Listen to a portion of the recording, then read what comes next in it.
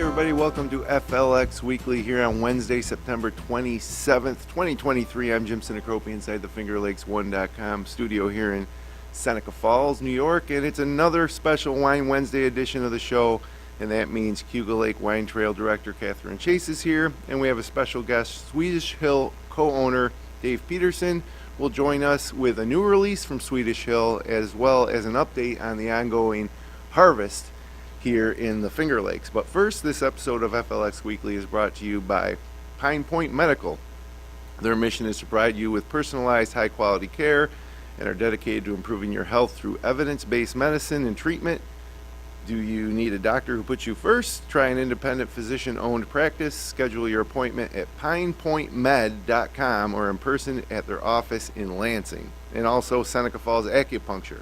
Get your glow back at Seneca Falls Acupuncture. Gorgeous skin is rooted in good health and internal balance. Tap into the power of cosmetic acupuncture to maintain beautiful, healthy skin no matter your age. Learn more and book online at SenecaFallsAcupuncture.com. So it's harvest season here in the Finger Lakes.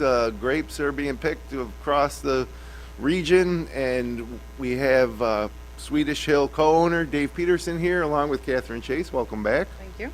And so Dave, thanks for coming in. Sure. And a couple things. We're going to get an update on the harvest, and we're going to be the first to taste a new release. But before we do that, just a little bit about yourself and your second generation owner at Swedish Hill. Just give us a little background. Well, Swedish Hill's been around for a while now. So 1986 was our first year in the wine business. Started as a very small operation by my parents, Dick and Cindy, and my wife Jean and I are the owners today. The winery's grown over the years, as have the number of different products. We started with probably 5 different products in that first year in May 1986 when we opened, and I think we've got probably about 40 different wines today. And you know, being part of one of the original Finger Lakes wineries, just comment on the growth of the industry here in the Finger Lakes and what it's been like to see it from, growth since 1986. Yeah, I certainly think that the term fledgling back in the 80s was probably appropriate. It was a bunch of wineries starting up that were probably mostly underfunded. A lot of people that didn't have a market for their grapes as Taylor was starting to not purchase the grapes that they had originally purchased, and you had a lot of growers, independent growers, that were, listen, well, what am I going to do with these grapes? And it was that kind of started the farm winery industry back then.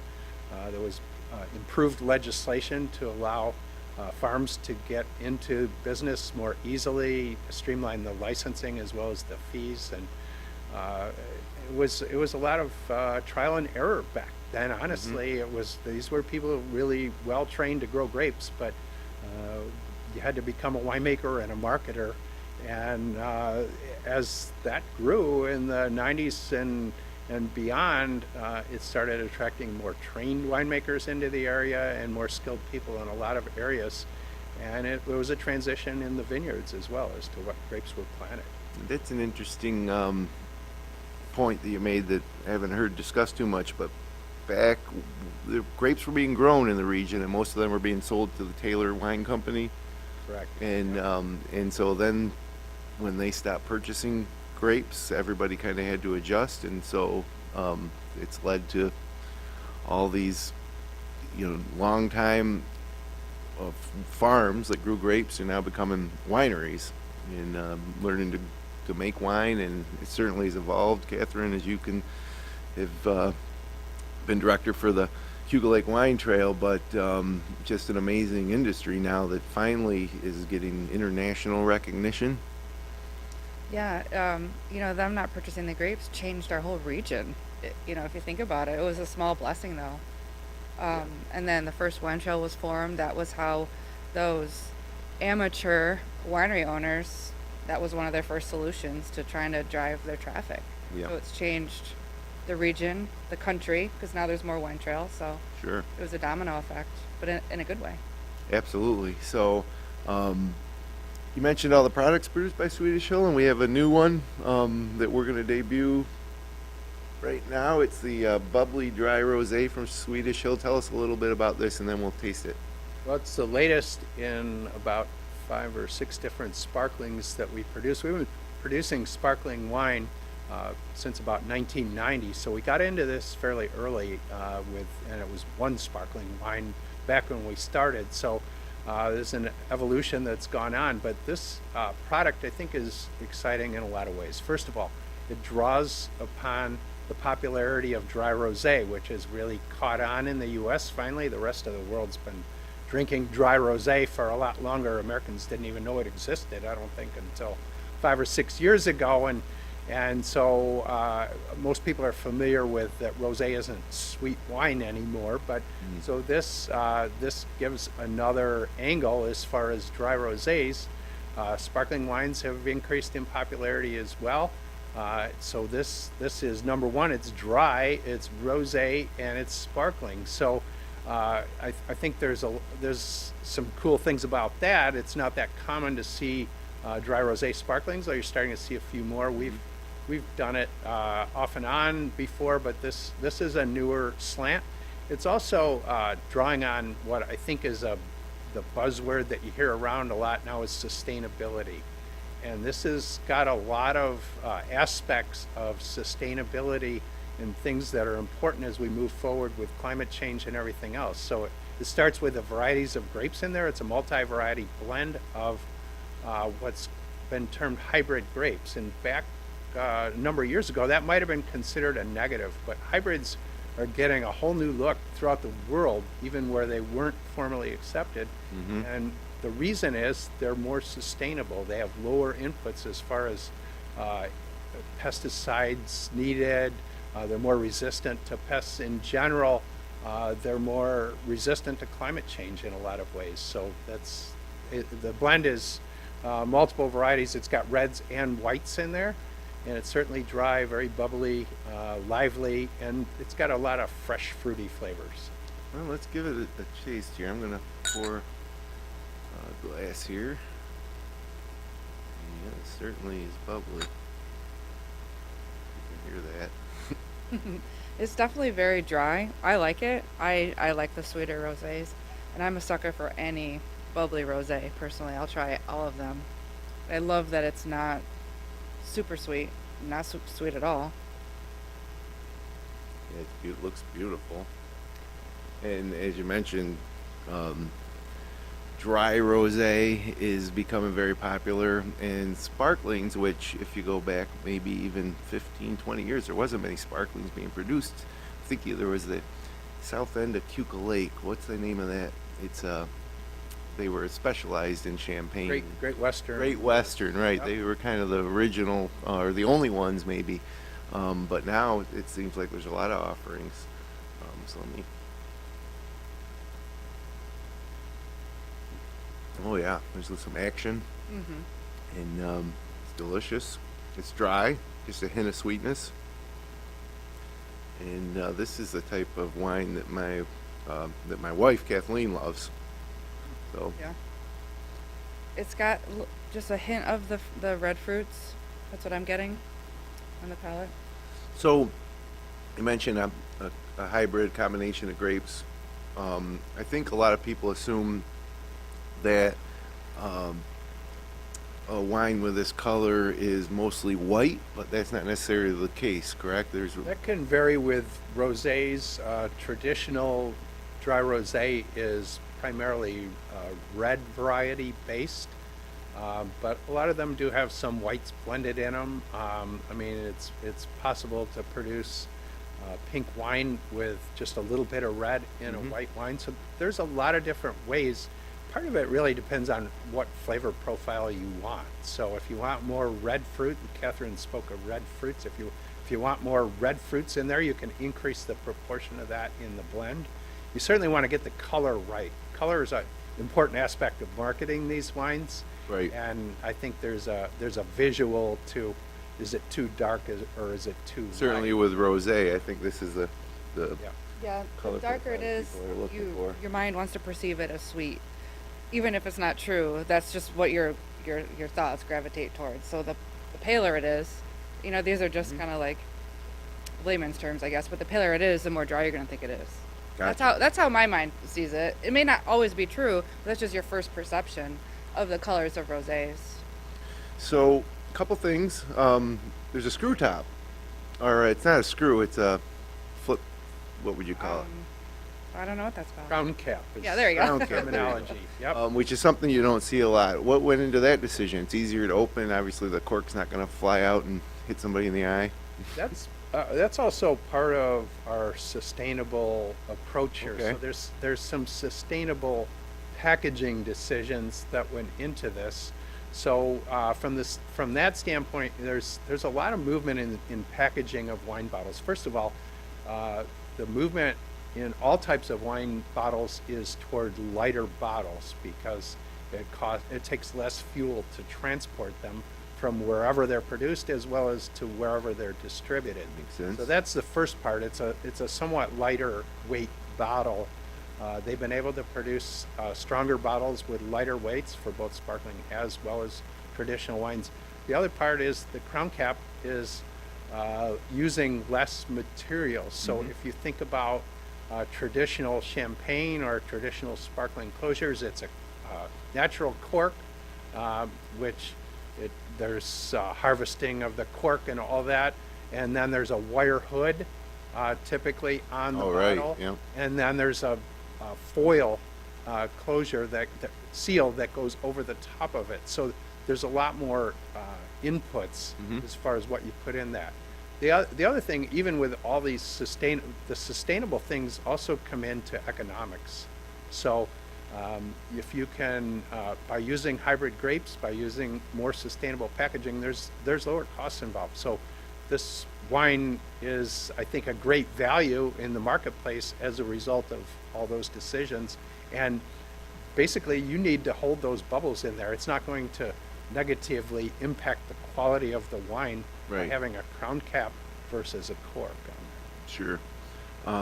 So available now at the winery? Yep. It's available only at the winery currently. It's a new product. We'll see if we end up distributing, but currently just at Swedish Hill and Romulus, and it's on the market at $16.99 a bottle. That's beautiful. Bubbly dry rosé now available at Swedish Hill, and I like the labeling indicating that it's sparkling, and yeah, it's beautiful, delicious, and a nice new offering from Swedish Hill for lovers of sparkling and dry rosé. So awesome. Next thing we got to talk about is it's September, end of September. So where are we as far, or where are you guys at Swedish Hill? And maybe Katherine can give some updates too with everybody across the Cayuga Lake Wine Trail. But in terms of the harvest, and we did bring some fresh off the vine varieties here that I'm going to taste. I love the I love the grapes. But just an update on the harvest. Yeah, so I think most all wineries are into the harvest at some percentage. That may vary depending on which varieties they are producing. There is a smaller harvest in the Finger Lakes this year as a result of an early frost, and most people probably heard about that in the news. It was May, I forget the exact date, it was the 17th. 17th maybe. Yeah, it's about right. Hard frost. It was unseasonably cold for the region, and some people have termed it maybe the worst frost in the history of the Finger Lakes. Now, sometimes it pays to be lucky, and we feel like we were lucky in this case. More northern and eastern Finger Lakes probably sustained the least damage. We actually had minimal damage, so we were very fortunate.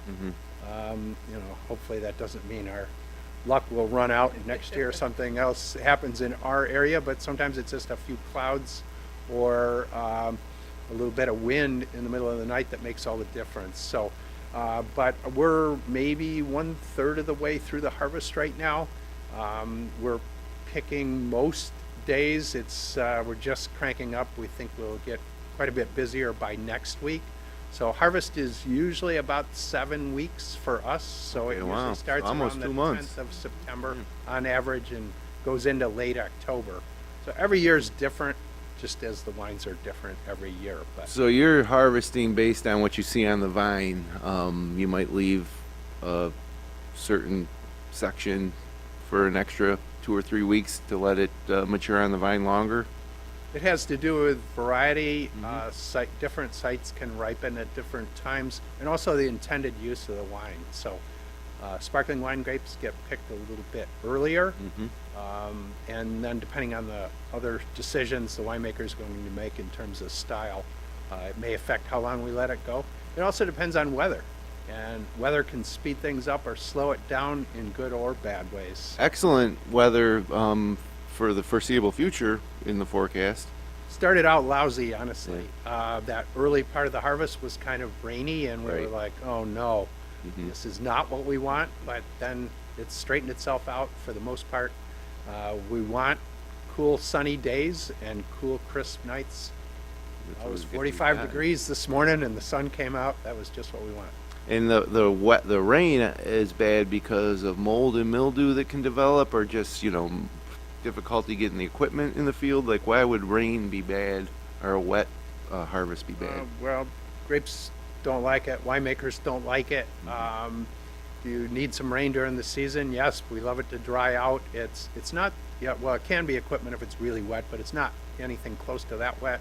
It's more, they're not going to ripen. Number one, when it's raining and the vines are wet, they need some sunshine and a little bit of warmth, and it can cause more rotting issues when they're very close to being ripe. Yeah, wild season actually when you consider the frost, and then we had a drought, and then we had a lot of rain, but it's all coming together now. And like I said, the long-term, 10-day forecast shows nothing but warm days, cool nights, and plenty of sun. So, Perfect. so these are from the vines at Swedish Hill. What do we have here? So we've got 3 different varieties that I brought with us. The darker red ones are Cabernet Franc that are right next to our parking lot at Swedish Hill. So that's, and you're going to see differences in those clusters as to what we term the architecture of the cluster. So that's a bit looser variety. Sure. This is a later ripening grape for dry reds. It's probably about 3 weeks out is what I would guesstimate as far as harvest. So that's one that you get a transition of flavors. It still has some of that green pepper type of characteristics. And that'll evolve more into berry and cherry-like fruits as it ripens more.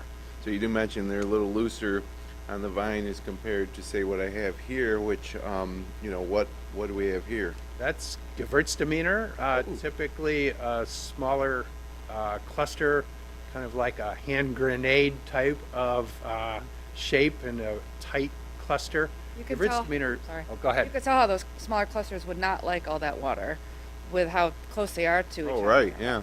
Those grapes. Yeah, Whereas they're that Cab almost- Franc would be a little more forgiving with the wetness and moisture.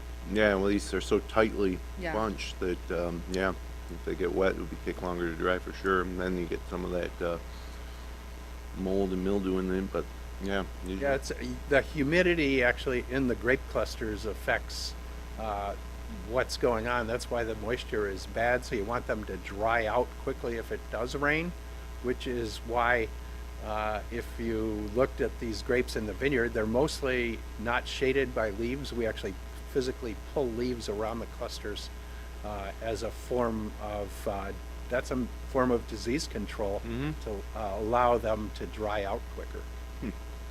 And then finally, we have what most people consider like a white grape, also tightly bunched, not quite as tight as the I can't say the word Gewürztraminer. Gewürztraminer, sure, but also more tight than the Cab Franc grapes. So what do we have here? Well, if we're talking about wine in the Finger Lakes, there's one grape that we have to talk about. So I had to bring a Riesling cluster, of course. That's from one of our vineyards along Cayuga Lake, and just picked that this morning. That's probably both Gewürztraminer and Riesling. We're going to guess around 2 weeks out for harvest, but that decision is a moving target depending on how they progress. So I tell you, these obviously through the winemaking process, the grapes flavor profile changes until it gets in the bottle. But you can tell that this is a Riesling grape when you taste it. You can kind of taste like it already. Um, And when we're making harvest decisions, we measure the chemistry, the sugars and the acids in these grapes, but flavor is an important part of that decision. So the winemakers, I go gather the samples. Our winemakers are tasting the grapes from those samples that come in, as well as looking at the chemistry of those things. And so they'll all taste that- one and say, "Oh, in another week or another 2 weeks." Well, we look at the weather a lot this time of year. So Katherine mentioned the rain and everything, but we're looking at temperatures, day and night temperatures, and we're plotting a curve basically when we sample them. At least once a week, we're sampling these as they get closer. So overall, with this harvest, in terms of quality and quantity, how do you think it ranks? 1 to 10, with 10 being the best harvest you ever had and 1 being the worst. I have a term for that. Okay. And a former, now retired winemaker who was Derek Wilbur, who was a very well-known winemaker in this area, had been one of the longest tenured Finger Lakes winemakers. His term for almost every question that anybody asked him about wine quality and what determines it was, "It depends," and it depends on what happens. So I mean, we've got some of the grapes in the barn, so to speak. So, but what is the weather going to do? It looks promising as far as these next several weeks. What we can say is region-wide, the quantity will be light as a result of the frost. Other conditions have been pretty good as far as affecting quality, but just the frost alone, region-wide. In our case, we're seeing average to slightly above average production in our vineyards. Great. We actually had to thin out a few grapes that had too many. But then again, as I pointed out, we were fortunate as far as location and being lucky. As far as the quality, I think the current weather pattern for the mid to late season grapes could produce very good to outstanding wines, depending on what happens the rest of the way out. The early grapes, I think, were not as good, but it wasn't a bad year by any sense. I can go back to a year like 2018 where it rained and was warm and wet right through September. That's when you say, well, that was a 3 or a 4 out of 10. Sure. I hate to give numbers on it. It also depends on varieties. So I've almost never thought of a year where I thought Riesling was probably below a 7 or an 8, and there's a reason why we're known for that. Right. Sure.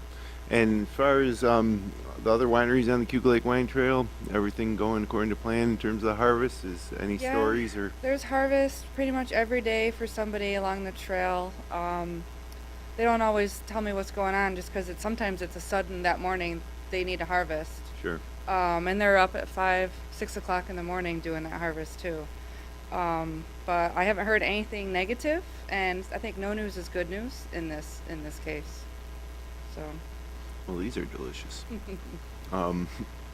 So when you talk about a year like 2018, does that it impacts the quality of the wine, but also the quantity? How does that affect pricing of the wine? When there's a smaller harvest, do you need to charge more per bottle, or like how does that affect it? That's a good. It depends.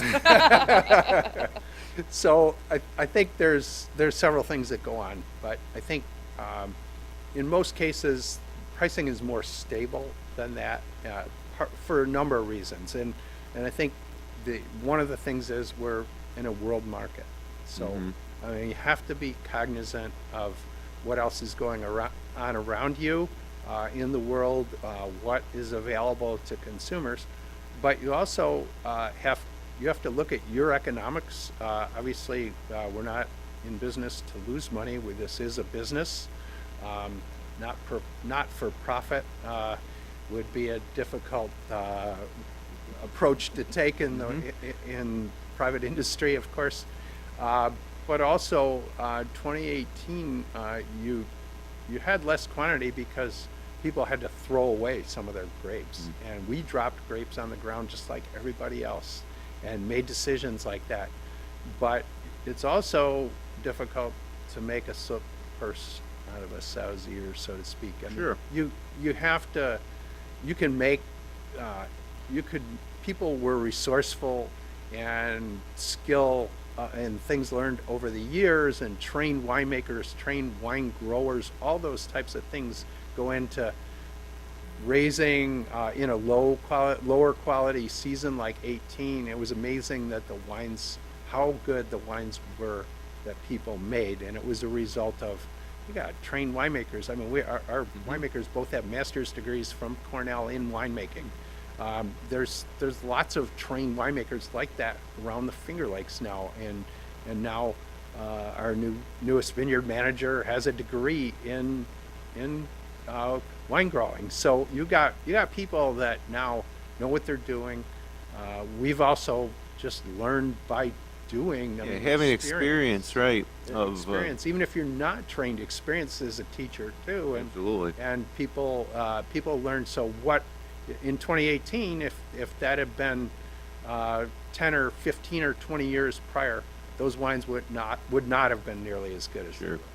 And that's one of the fun things for people who enjoy drinking wine, and is the different vintages and why they are better or worse than others. And like personally, 2017 here in the Finger Lakes was a great vintage. I think that I'm still enjoying a lot of wines from 2017 from around the region, and so we'll see what 2023 brings when those bottles, the wines that are the grapes are being harvested now and made into wines really aren't going to be available until a year from now, right?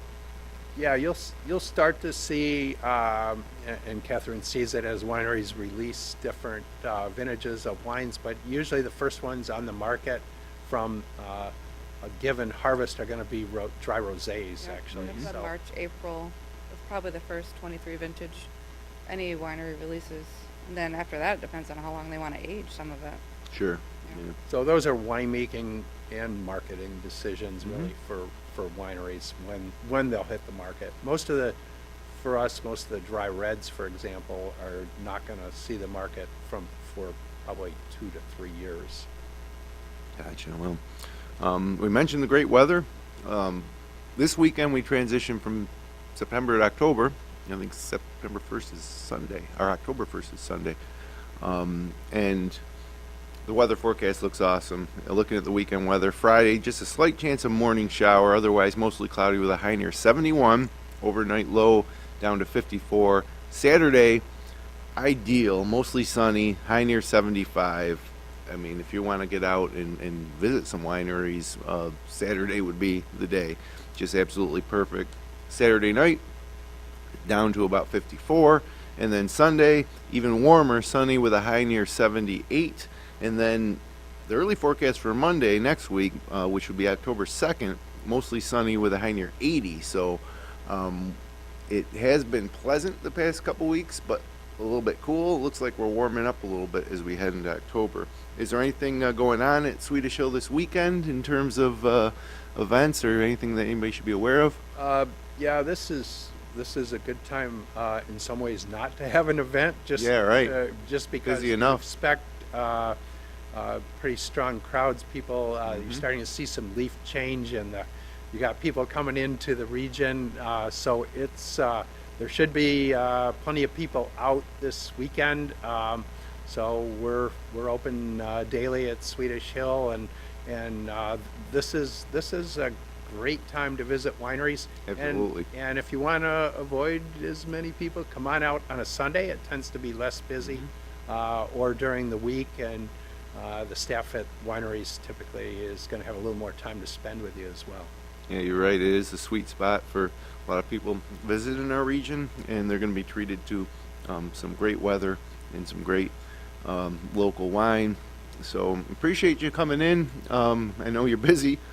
with harvest and everything, but really insightful, educational conversation around the harvest and the history of your family's ownership of Swedish Hill.